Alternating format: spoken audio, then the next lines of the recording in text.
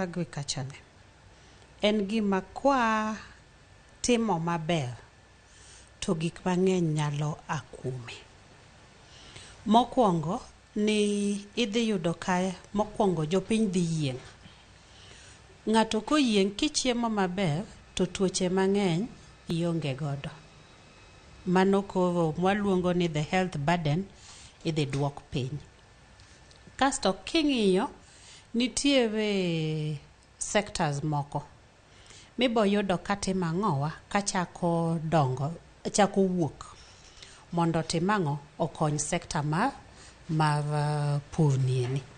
King'iyo kaka financial sector gine mar pesa to gi mwanyalo luongo ni tieng' moko ma mondo support ang'owa o support wach tich pur nieni.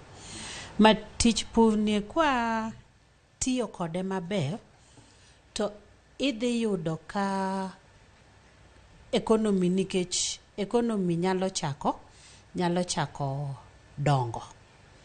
Wang'iyo pur ni ka cham oa e puodho to kane maber jo parliamentary budget wacho ni wakan ang'owa storage ni eni mondo wang'e ni